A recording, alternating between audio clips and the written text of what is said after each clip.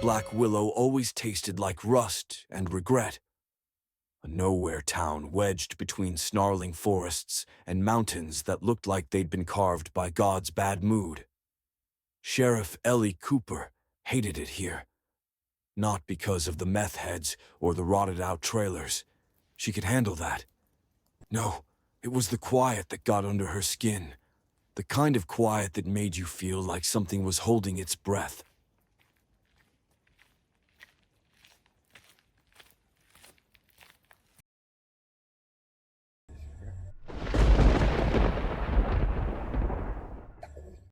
Ellie found the first body on a Tuesday. Hank McCullough, town drunk, part-time nuisance, was dangling upside down from an oak tree like a slaughtered deer. His flannel shirt hung open, chest split clean down the middle. No blood, no organs, just hollow. And his eyes, gone, not ripped out, not burned, just empty sockets staring into nothing. Jesus wept, Ellie muttered, flashlight trembling in her grip. The woods around her creaked like the trees were laughing. Doc Harris, the county coroner who smelled like bourbon and bad decisions, confirmed it later. Ain't no animal did this, Ellie. Those symbols carved into his ribs. That's some old shit, older than the coal under these hills. Ellie didn't tell him she'd seen those symbols before. In her daddy's journal, right before he put a bullet in his head 10 years back. The same journal that screamed one word in every margin: shadow.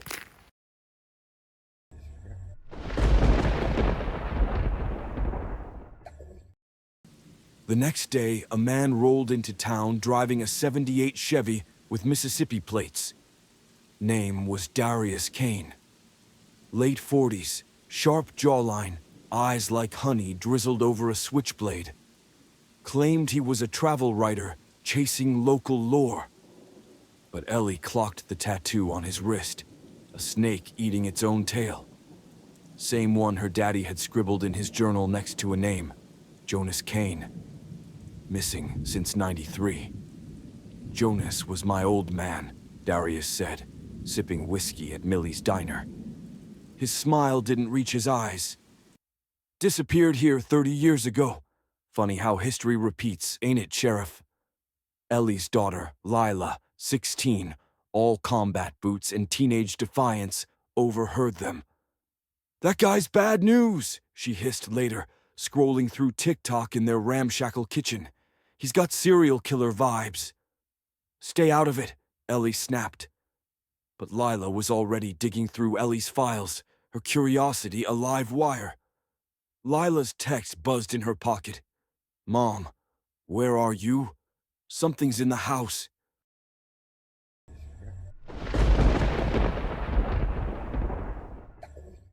That night, Lila dreamed of the shadow. It stood at the foot of her bed, tall, featureless, humming like a power line. She tried to scream, but the sound died in her throat. The thing leaned closer, and for a second, she saw faces swirling in its darkness. Faces she recognized. Hank, Jonas Kane, her granddaddy. Then it spoke, a voice like gravel and gasoline. "You're next." She woke up clawing at her neck, her skin ice cold.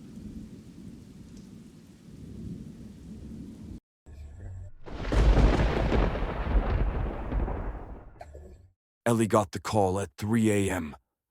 Another body, this time in the old churchyard.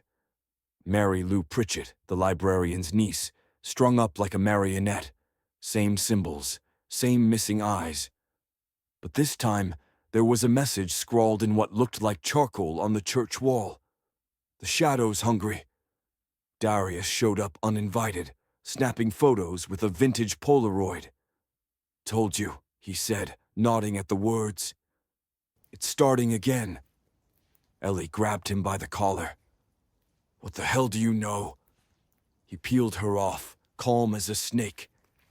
"Your daddy knew. That's why he ate his gun. You really want to end up like him."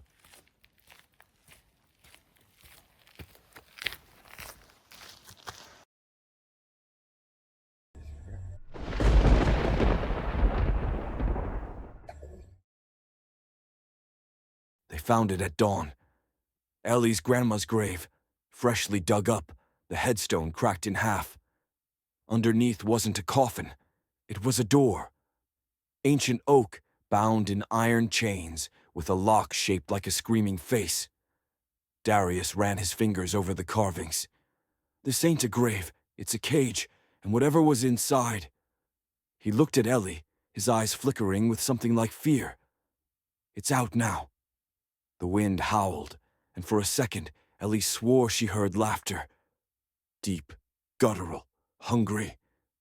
Lila's text buzzed in her pocket. "Mom, where are you? Something's in the house."